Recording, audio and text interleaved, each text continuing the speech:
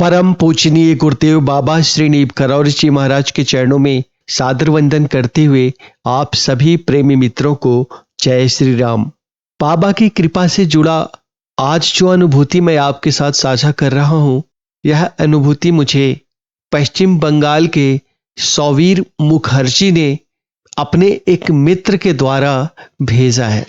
सौवीर मुखर्जी दादा को ना तो हिंदी में बात करना आता है और न ही वो अपनी बात अंग्रेजी में कह सकते, तो भाषा की समस्या के कारण उन्होंने मुझ तक ये संदेश अपने एक मित्र के द्वारा, जिन्होंने दुभाषीय का काम किया, जिन्होंने उनकी कही हुई बंगला की बातों को हिंदी और अंग्रेजी में मिला जुला करके मुझे समझाया, इस तरह से मुझ तक ये अनुभूति पहुंची है। इस अनुभूति को बताते हुए सौवीर मुखर्जी दादा ये भी कहते हैं कि यह अनुभूति मुझ तक पहुंचाने की प्रेरणा उनको बाबा से ही मिली है कैंची धाम से लौटने के बाद, इसलिए यह अनुभूति वो मुझ तक साझा कर रहे हैं। लेकिन साथ में उन्होंने ये निवेदन किया है कि मेरा पता, मेरा मोबाइल नंबर और किसी के साथ साझा ना किया जाए। उनकी इस निजता का सम्मान हम करेंगे और यह अनुभूति बहुत ही महत्वपूर्ण है। इनफैक्ट मेरे रोम रोम में इस अनुभूति को बताते हुए सिहरन सा महसूस हो रहा है। जब मैंने सुना था तब भी इस अनुभूति ने मुझे कुछ देर के लिए दुखी भी किया था और फिर आह्लाद भी दिया था। तो मैं ये अनुभूति आपसे साझा कर रहा हूं क्योंकि ये साझा करना जरूरी है। बाबा श्री नीब करौरी जी महाराज के बारे में सौवीर मुखर्जी दादा की पत्नी को कहीं से पता चला था और वो एक छोटी सी दुकान करते हैं, दोनों पति पत्नी मिलके, और उससे उनकी जीविका चलती है और उससे उनके बच्चे पलते हैं। तो उन्हें लगा कि बाबा के धाम जाना चाहिए और बाबा की कृपा होगी तो बच्चे भी कुछ अच्छा करेंगे और हमारे जीवन में जो रुकावटें हैं वो रुकावटें दूर होंगी। मन में ये श्रद्धा, विश्वास और यकीन लेकर के वो बाबा से प्रार्थना करते हुए बाबा श्री नीब करौरी जी महाराज के दर्शन के लिए, कैंची धाम के दर्शन के लिए वो घर से काठगोदाम तक का टिकट बुक करते हैं और उनके साथ उनके परिवार के जो और सगे संबंधी हैं वो लोग भी शामिल हो जाते हैं। वो काठगोदाम तक पहुंचते हैं और काठगोदाम पहुंचने के बाद, मैंने पहले ही बताया भाषा की समस्या उनके साथ है, तो वो किसी तरह समझा पाते हैं टैक्सी वाले को कि हमें कैंची धाम बाबा नीब करौरी। अब कैंची धाम और बाबा नीब करौरी कहने से टैक्सी वाला समझ जाता है कि इनको कहां जाना है, तो वो उनकी मजबूरी का फायदा भी उठाने लगता है। स्टे, होटल, ये सब पूछने लगता है। तो वो बताते हैं कि यस, स्टे करना है, होटल में जाना है और बाबा के धाम पे दर्शन करने जाना है, बाबा नीब करौरी जी महाराज के आश्रम तक पहुंचना है। तो ऐसे धार्मिक स्थलों पर जो नहीं होना चाहिए और जो होता है, इस अनुभूति में इसका भी जिक्र करना बहुत जरूरी है। टूरिस्ट स्पॉट पर जो टूरिस्ट आते हैं उनके साथ जो खेल खेला जाता है वहां के टैक्सी ड्राइवर्स के द्वारा उनको होटल में ले जाने का, बड़े बड़े होटल में पहुंचाने का, वो तो एक बात समझ में आती है। लेकिन जब कोई बाबा श्री नीब करौरी जी महाराज का नाम ले रहा है, कैंची धाम का नाम ले रहा है, तो वो टूरिस्ट नहीं है, वो श्रद्धालु है। और श्रद्धालु और टूरिस्ट के अंतर को हमें समझना पड़ेगा। लेकिन शायद ये समझ उनके अंदर विकसित नहीं होती जो व्यवसायिक रूप से अपना काम कर रहे होते हैं। तो होता क्या है कि ये एक बहुत ही निम्न मध्यम वर्गीय परिवार जो एक छोटी सी दुकान से अपनी पूरी दुनिया चलाता है, इसे वहां से काठगोदाम रेलवे स्टेशन से पिकअप करके उसे एक ऐसे होटल में लेके जाके रख दिया जाता है और वहां क्या वार्ता हो रही है होटल मैनेजर और गाड़ी वाले के बीच, यह भी इनको समझ नहीं आता, क्योंकि भाषा की दीवार बीच में है। तो इनको अंततः बता दिया जाता है कि 2000 पर डे पर रूम। और इनके परिवार में जितने लोग थे, तो इनको 3 रूम की जरूरत पड़ जाती है। तो ये 3 रूम बुक कर लेते हैं और वहां इनको ये बता दिया जाता है कि ये 2000 रुपये से कम में यहां पे कोई भी होटल में कमरा नहीं मिल सकता। तब सामने वाले को जैसा समझ आता है वो फिर हाँ कर देता है मजबूरीवश, क्योंकि वो वहाँ की स्थानीय चीज़ों के बारे में जानकारी नहीं रखता है और भाषा की एक दीवार तो है ही, और उसका फायदा उठाते हुए वो टैक्सी वाला इनको वहाँ पे होटल में, जहाँ का किराया 2000 रुपये प्रतिदिन था, जो कि वो कहते हैं कि मेरे लिए बहुत ही ज़्यादा महंगा था, ये सोच के गए थे कि 500 से 700-800 रुपये में कमरे मिल जाते होंगे वहां पे। तो ये उनकी प्लानिंग थी और इसके हिसाब से वो प्लानिंग करके आए थे। अब जो सोच के आया है कि 500 से 700 रुपये में हमें रहने का कोई कमरा मिल जाएगा, अगर आप उसे 2000 प्रतिदिन के किराया वाले होटल में जाकर के टिका देंगे तो निश्चित रूप से उसका बजट बिगड़ेगा। वो जो आगे प्लानिंग करके आया है वो सब चीजें इधर से उधर हो जाएंगी। लेकिन ये व्यवसायिक रूप से काम करने वाले लोग समझते नहीं है। तो सौवीर मुखर्जी दादा के साथ यही दुर्घटना हो जाती है कि उनको ऐसे होटल में टिका दिया जाता है और उनको कहा जाता है कि रात्रि का विश्राम आप करिए और कल सुबह वही टैक्सी वाला कहता है मैं आपको लेकर के कैंची धाम चलूंगा और कैंची धाम के अलावा यहाँ आसपास जो कुछ भी आपका घूमने का जगह है वो सब दिखाऊंगा। तो वो उसको अपने टूटी फूटी हिंदी और इंग्लिश जितना कुछ वो बोल सकते हैं उसके हिसाब से वो समझाते हैं कि मुझे घूमने का शौक नहीं है, पहाड़ों पे टूरिस्ट प्लेस का जगह मुझे नहीं जाना है, मुझे केवल बाबा नीम करौरी जी महाराज से जुड़ा हुआ मंदिर देखना है। तो उसके बाद भी उनको फिर वो बताता है, जैसा कि वहाँ पे बाबा से जुड़े हुए कई मंदिर और कई स्थान हैं, तो वो उनके सबके बारे में बताते हुए और उनको कहता है कि हाँ मैं आपको अच्छे से घुमा दूंगा।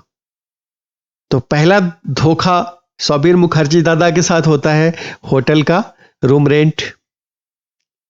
उसके बाद दूसरा धोखा होता है कि उन्हें एक प्लानिंग के तहत वहां पे अच्छे से घुमा करके उनको वापस वहां से जो उनका वापसी का टिकट जिस दिन का है 2 दिन बाद का उन्होंने टिकट लिया था। मतलब उनका इरादा था कि 2 दिन और 2 रातें उनके पास हैं वहां के लिए और तीसरे दिन की रात का वहां उनको टिकट करा के वापस काठगोदाम से बंगाल के लिए रवाना होना है। तो होटल में 3 कमरे उनको लेने पड़े जिसका किराया 2000 से शुरू ही हो रहा था।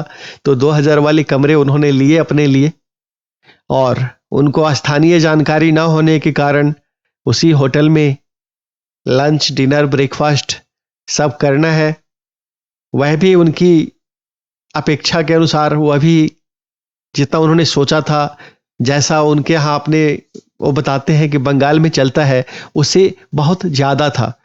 लेकिन उन्होंने बाबा के धाम पे आए थे और बाबा से आशीर्वाद पाने की तमन्ना थी, तो वो ज्यादा इन चीजों में पड़ते नहीं है और वो सबके लिए हाँ कर देते हैं, उनके पास कोई ऑप्शन नहीं है। और उसके बाद वो अगले दिन फिर उसी गाड़ी वाले के ऊपर भरोसा करके, क्योंकि वो एक बंदा उनको लगा कि जो मिला है, जो मुझे समझ रहा है, तो ये मुझे यहाँ पे घुमा देगा सब तरफ, तो वो उसको बुला लेते हैं। और शायद मैं समझता हूं कि सौबीर मुखर्जी दादा ने वही गलती कर दी। उनको किसी दूसरे टैक्सी वाले को पकड़ लेना चाहिए था और वहां से कैंची धाम का पता पूछना चाहिए था। कैंची धाम तक जाने के लिए उसको कहना चाहिए था और कैंची धाम जाने के बाद वहां किसी भक्त से पूरा डिटेल जानकारी लेना चाहिए था और उसके बाद उनको बाकी सब जगह पे घूम करते हुए अपनी चीजों को प्लान करते हुए वापस की यात्रा को प्लान करना चाहिए था। लेकिन अब उन्होंने टैक्सी वाले पे भरोसा कर लिया। अगले दिन उसी टैक्सी वाले को फिर वो बुला लेते हैं, और जब वो टैक्सी वाला आता है तो वो उनको बताता है कि रास्ते में कंबल ले लेते हैं, क्योंकि बाबा को कंबल चढ़ाया जाता है। साथ में वो ये भी समझा देता है कि परिवार के जितने भी सदस्य हैं सभी कंबल चढ़ाएंगे तभी बाबा की कृपा मिलेगी। अब वहां के बाद क्या होता है कि एक भक्त का मन जो है ना, असमंजस में पड़ता है। मैं यहां पे एक बात बड़ा क्लियर करना चाहता हूं।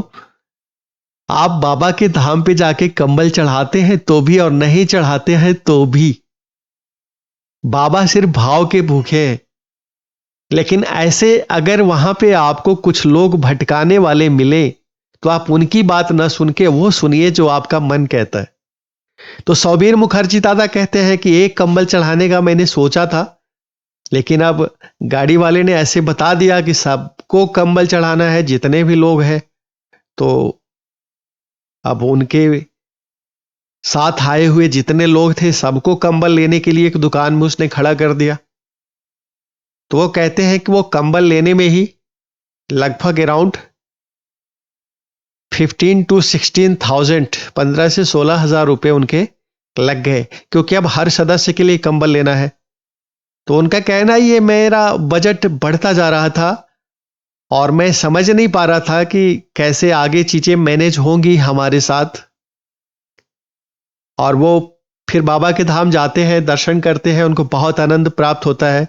कंबल जैसा कि सब ले गए थे तो सबने कंबल भी चढ़ा लिया, और जितने लोग आए थे उन सबने इनको अपना जिम्मेदार बना दिया था।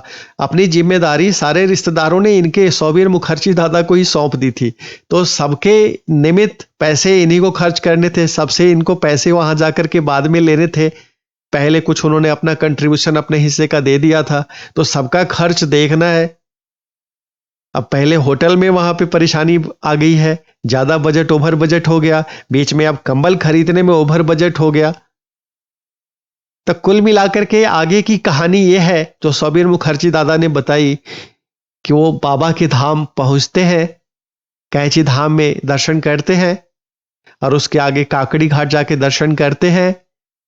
और वापसी में वो चाहते थे कि हनुमानगढ़ी मंदिर का दर्शन कर सके, लेकिन समय ज्यादा हो गया और वो कर नहीं पाए, और वो लौट जाते हैं फिर उस दिन होटल। गाड़ी वाला उनको होटल में छोड़ देता है और अगले दिन फिर उनको बताता है कि आपको उस मंदिर का दर्शन करा देंगे, बीच में कुछ टूरिस्ट स्पॉट्स आएंगे वो भी आपको दिखा देंगे नैनीताल के, और जो एक दो जगह है बाबा से जुड़े हुए वो जगह भी दिखाएंगे।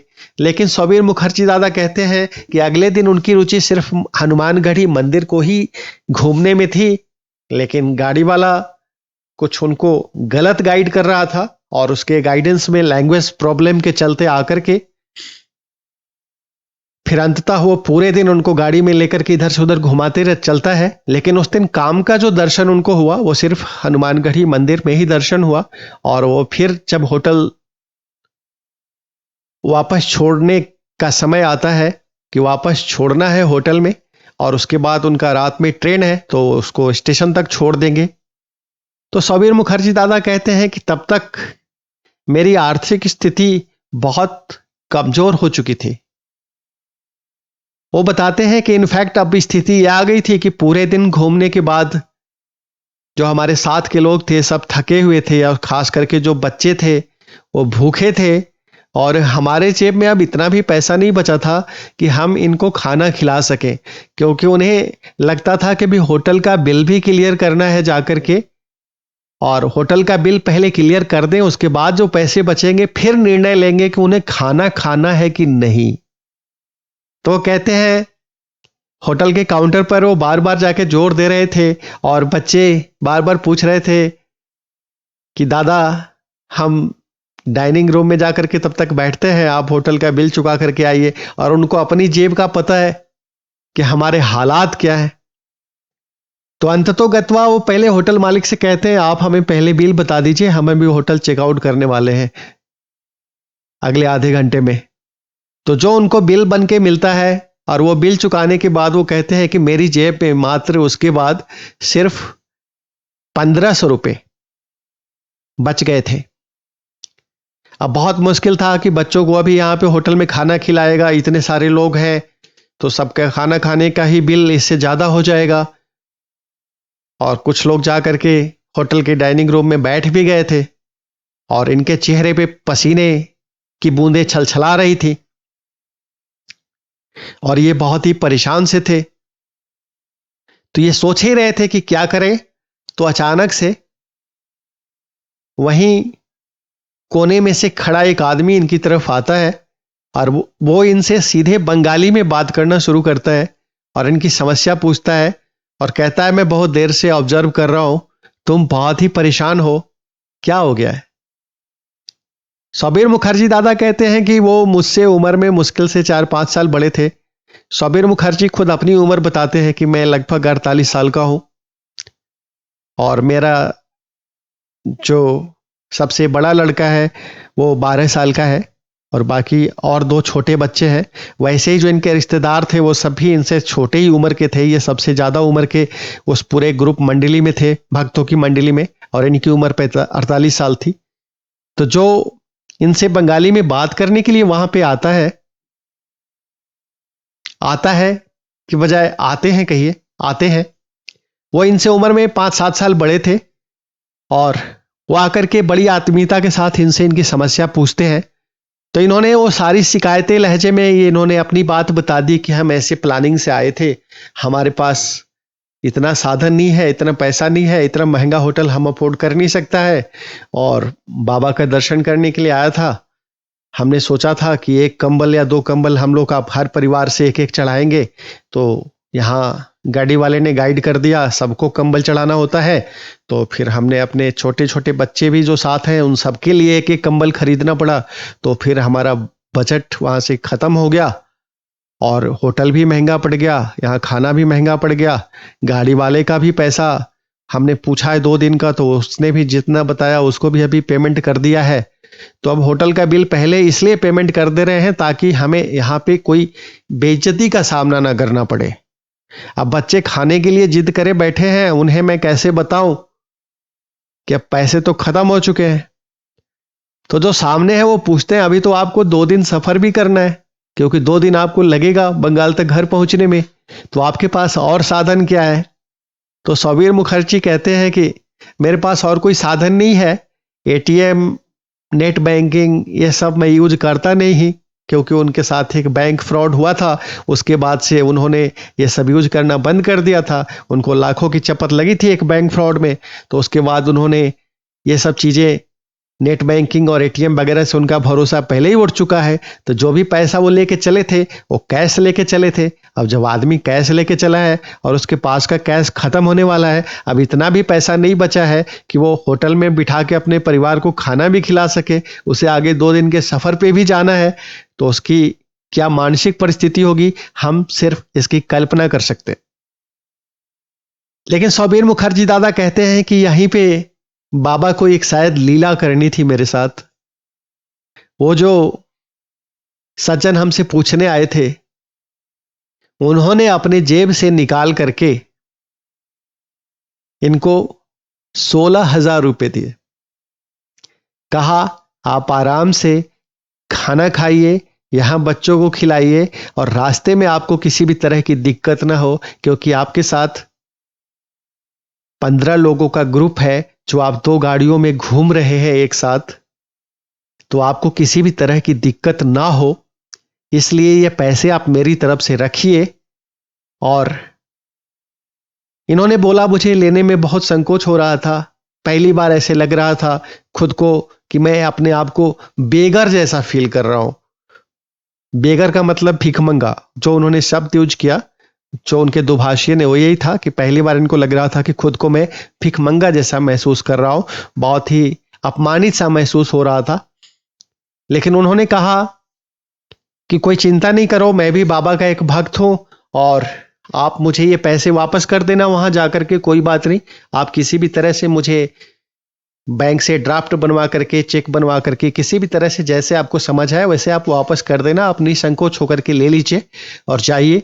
सबीर मुखर्जी कहते हैं कि मरता क्या न करता, मेरे पास कोई और उपाय था नहीं, तो मैंने उनकी मदद स्वीकार कर ली और उन्होंने भी बहुत ज़्यादा दबाव बना करके हमारी मदद की और उन्होंने अपना नाम, मोबाइल नंबर, पता सब कुछ लिख करके दिया और जो उन्होंने पता लिख करके दिया उसके हिसाब से उन्होंने जो लिख के दिया था वो पंजाब के तरन तारण डिस्ट्रिक्ट के रहने वाले थे और उन्होंने कहा कि मैं कभी पहले बंगाल में मेरा जन्म हुआ है और वहाँ से हमारे माता पिता बाहर आ गए हैं और वहाँ से आकर के वहीं मेरा बिजनेस है और मेरा बिजनेस बाहर तक फैला हुआ है। मैं फॉरेन ट्रेडिंग का काम करता हूँ, विदेशों में कुछ सामान भेजने का काम करता हूँ, ये मेरा व्यापार है और आप जब घर जाना तो अपने पास से मुझे ये पैसे भिजवा देना मेरे पते पर। अभी आप निसंकोच होकर के जाइए, बच्चों को खाना खिलाइए, संकोच में मत रहिए और 2 दिन आपको ट्रेन में यात्रा भी करनी है और यात्रा करने के साथ सबको सुरक्षित घर भी लेकर के पहुंचना है। तो ये कह के और उन्होंने ये भी कहा कि मुझे भी होटल छोड़ के जाने की बहुत जल्दी है, तो ऐसा है आप ये पैसे लो और जाओ। तो सबीर मुखर्जी दादा ने वो पैसा ले लिया। उस वक्त उन्होंने गिना नहीं कि कितना लिया, उन्होंने कितना दिया, लेकिन वो बताते हैं कि बाद में जब हमने गिना तो वो 16,000 रुपए थे। अब आपको लगेगा कि इसमें क्या चमत्कार जैसी बात है। चमत्कार जैसी बात मैं आपको अब बताता हूं। सबीर मुखर्जी उसके बाद बच्चों को वहां पे पूरे परिवार को खाना खिलाते हैं, होटल से चेकआउट करते हैं, वापस प्रस्थान कर जाते हैं घर के लिए और रास्ते में फिर वो पूरे पैसे को गिनते हैं जितना उन्होंने खर्च कर दिया कि उनसे मुझे कितने पैसे मिले, कितने मुझे वापस करने हैं। तो वो पैसे थे 16,000 रुपए और यही 16,000 रुपए कंबल खरीदने में उन्होंने लगाए थे। यहां तक भी कोई चमत्कार की बात नहीं है, मैं इसको भी चमत्कार नहीं मानता। इसके आगे बढ़ते हैं कहानी में।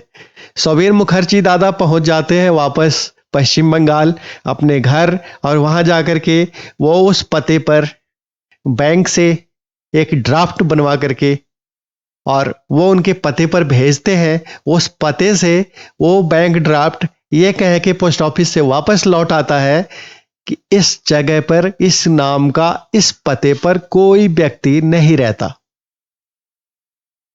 फिर वो उनके दिए हुए नंबर पे फोन करते हैं तो जवाब आता है ये नंबर एग्जिस्ट नहीं करता।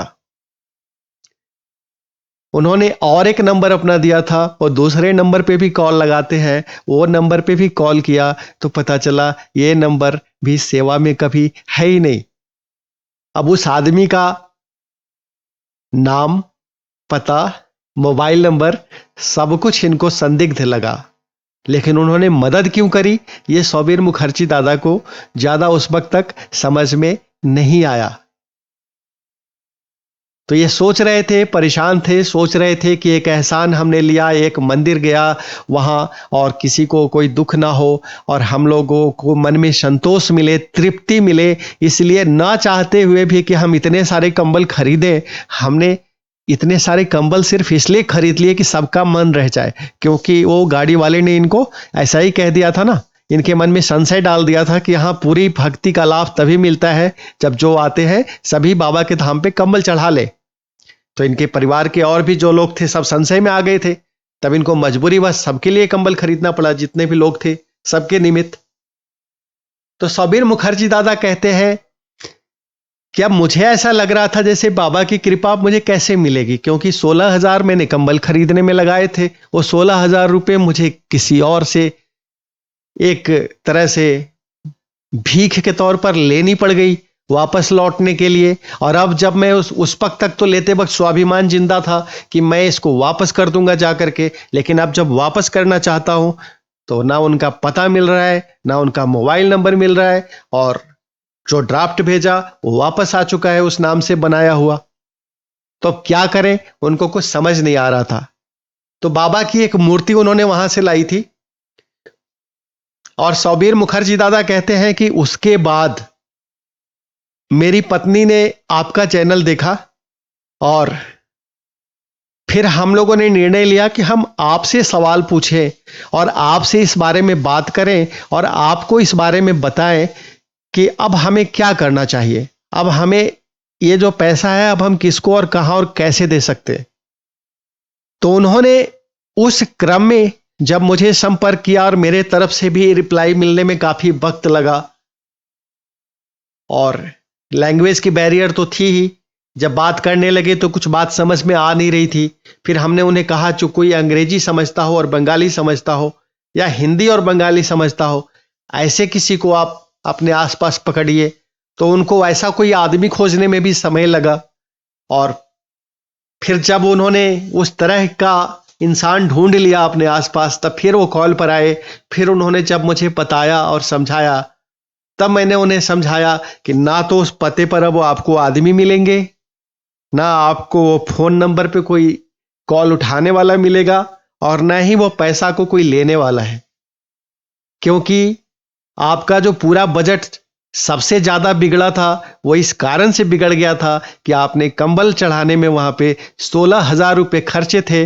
बाबा ने आपके अंतर के भाव को स्वीकार लिया कंबल का, और बाबा ने देखा अब आप मुसीबत में फंस चुके हैं। एक मेरा भोला भक्त जो मेरे आश्रम का दर्शन करने आया है, वो एक मुसीबत में फंस चुका है, और वो अपने भोलेपन में कुछ कह नहीं रहा, लेकिन उसके पास अपने परिवार को आगे 2 दिन सफर में खिलाने के लिए भी पैसे नहीं है, और होटल से चेकआउट करते वक्त बच्चों को खाना खिला करके निकाल के ले जाने तक के भी पैसे नहीं है, और वो किसी से मदद मांगना भी नहीं चाहता। और सबसे पहले वो होटल का बिल चुकाना चाहता है। सबसे पहले उसकी आतुरता उस भक्त की थी कि वो टैक्सी वाले का भाड़ा पहले ही चुका होता है कि तुम वहां तक मुझे छोड़ोगे, उसका पैसा तुम्हारा कितना हुआ, क्योंकि उसके मन में उहापोह थी। मतलब वो कितने निश्चल है सौवीर मुखर्जी, ये उसका अन्यतम उदाहरण है।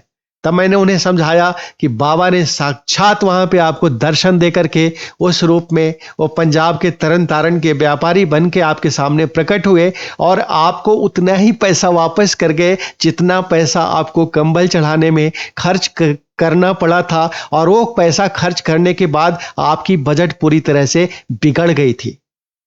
जब मैंने यह बताया तो अगले 10 मिनट तक सौवीर मुखर्जी की वाणी अवरुद्ध हो गई। वो कुछ बोल नहीं पा रहे थे मुझसे, और उन्होंने कहा मैं फिर कॉल करता हूं। और फिर 10 मिनट के बाद उन्होंने कॉल करके बताया कि ऐसा मैंने कल्पना भी नहीं किया था, और बाबा ने इस तरह अगर मुझ पर कृपा की है तो इससे बड़ा मेरा सौभाग्य नहीं हो सकता। लेकिन रुकिए, कहानी अभी यहीं पे खत्म नहीं हुई है। मैंने जब ये उनको कहा तो उन्हें कुछ भरोसा हुआ होगा कि बाबा ने ऐसी कृपा करी है, क्योंकि डायरेक्ट बात नहीं हो रही ना, बीच में दुभाषिया है, तो भावनाओं की पकड़ एक दूसरे पे नहीं जा पा रही। जो लोग मुझसे डायरेक्ट बात करते हैं तो उनको ज्यादा समझ आता है। तो सौवीर मुखर्जी बाद में 3 दिन बाद फिर फोन करने आते हैं और कहते हैं कि हमारी पत्नी को स्वप्न में दर्शन देकर के बाबा ने कहा है कि उस पैसे को वापस करने के लिए तुम्हारे पति जो परेशान है उसे बोलो परेशान होने की जरूरत नहीं है। वो मेरे पास आया था और मैंने तुम्हें वापस घर तक पहुंचाने की व्यवस्था करी है। वो अभी भी चिंता में है। तो सौवीर मुखर्जी दादा को जब पत्नी उनकी ये बात बताती है, तब सौवीर मुखर्जी के मन में सुकून मिलता है, शांति मिलती है, और वो फिर मुझे कॉल पर आकर के बताते हैं कि आपने जो बात बताई थी सर, बाबा ने स्वप्न में उसकी पुष्टि कर दी है, क्योंकि आपके बताने से भी मेरे मन को संतोष नहीं मिला था, लेकिन बाबा ने स्वप्न में मेरी पत्नी को यही संदेश दे करके उसकी पुष्टि कर दी है, और अब मेरे मन में बहुत ही सुकून है। तो ये थी सौवीर मुखर्जी दादा की एक अनूठी यात्रा, और बाबा की एक भक्त पर अकल्पनीय भक्त वत्सलता, जो प्रमाणित करती है कि बाबा मन के तारों को, मन के भावों को हर वक्त पढ़ रहे होते हैं, और आप जिस भाव के साथ बाबा तक पहुंचते हैं वो भाव बाबा स्वीकारते हैं, और उसके अनुसार ही बाबा अपनी न सिर्फ कृपा करते हैं बल्कि ऐसी ऐसी कृपाएं कर जाते हैं भक्तों के ऊपर जिसकी कोई कल्पना भी नहीं कर सकता। अब सौवीर मुखर्जी दादा जब बात करते हैं, टूटी फूटी हिंदी उनको मुझसे बात करने भर आ गई है, तो कभी बात होती है तो वो कहते हैं कि हम आज भी हैरान होता है जब वो याद आता है वो होटल में हमारे सामने जो खड़ा था वो साक्षात बाबा नीम करौरी जी महाराज था। उनकी हिंदी ऐसी ही है और मैं हंस पड़ता हूं और मैं उनको यही कहता हूं कि आप बहुत भाग्यशाली हैं कि बाबा ने आपको न सिर्फ वहां पे साक्षात होटल में दूसरे रूप में दर्शन दिया, बल्कि आपकी मदद भी इस तरह से की कि आप वापस घर तक सुरक्षित सकुशल पहुंच सके। लेकिन ऐसी कृपाएं बाबा उन्हीं भक्तों के ऊपर करते हैं जो इतने निश्चल होते हैं। इस अनुभूति को सुनाना बंद करते हुए मैं एक बात यह भी कहूंगा कि ऐसे तीर्थ स्थलों में जो लोग भी अपना बिजनेस करते हैं, चाहे वो होटल का बिजनेस करते हो, चाहे गाड़ी का बिजनेस करते हो, या दूसरों को गाइड करने का बिजनेस करते हो, वहां के गाइड हो, तो उनको ये बात का ध्यान रखना चाहिए कि टूरिस्ट होता है और श्रद्धालु होता है। जो भी श्रद्धालु भक्त आए उसकी भावनाओं के साथ मत खेलिए, उसकी भावनाओं को मत लूटिए, क्योंकि जो श्रद्धालु होता है वो पता नहीं किन परिस्थितियों में अपने इष्ट तक पहुंचता है और आप उसे एक टूरिस्ट समझ करके कि ये यहां पर मौज करने आया है, उससे अनाप शनाप पैसे खर्च नहीं करवा सकते। तो पहले उसकी पूरी बात सुन लीजिए, समझ लीजिए कि वो क्या चाहता है और वो अपने स्तर के हिसाब से जो आपको बताता है आप उसको उस स्तर से गाइड करिए। जैसा कि सौबीर मुखर्जी दादा ने कहा कि जब होटल जाने के लिए हमने कहा था कि 500 से 700 में जहां कमरा मिलेगा उस होटल में हमें टिका दो, उसके बावजूद हमें गाड़ी वाले ने 2000 रुपये प्रतिदिन के कमरे वाले होटल में ले जाकर के रुकवा दिया। तो मैं कहूंगा धार्मिक स्थलों पर जो श्रद्धालु पहुंचते हैं उनके साथ इस तरह की चीटिंग मत करिए, इससे प्रभु नाराज होते हैं, इससे जो प्रकृति में बैठी सत्ता है वो नाराज होती है और उसे चोट पहुंचती है और आपको इसका खामियाजा कहीं ना कहीं फिर भुगतना पड़ जाएगा। तो भक्तों के हृदय से मत खेलिए, भक्त जो जिस भाव से वहां तक पहुंचा है उसके साथ उसको उसी के भाव में रहने दीजिए और उसे उस तरह से गाइड करिए कि वो अपनी जिस प्लानिंग के साथ आया है उसी प्लानिंग के साथ सकुशल वापस अपने घर तक पहुंच जाए, वो उसका बजट ना बिगड़ जाए। उम्मीद करते हैं सौबीर मुखर्जी दादा की इस अनुभूति से बाबा के मार्ग में चलने वाले श्रद्धालुओं को कुछ आशा की किरण भी मिलेगी और कुछ दिशा निर्देशन का भी काम होगा।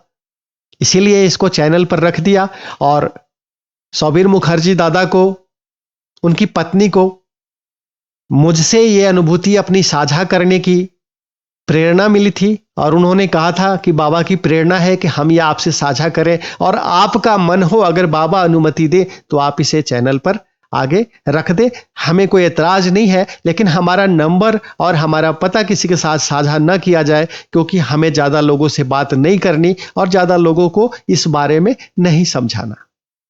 तो हमने सौबीर मुखर्जी दादा की ये कहानी आप तक रख दी। उनकी सारी इच्छाओं का सम्मान करते हुए बाबा की भी अनुमति इसे चैनल पर रखने की मिल गई, तो ये अनुभूति आप सबके सामने है।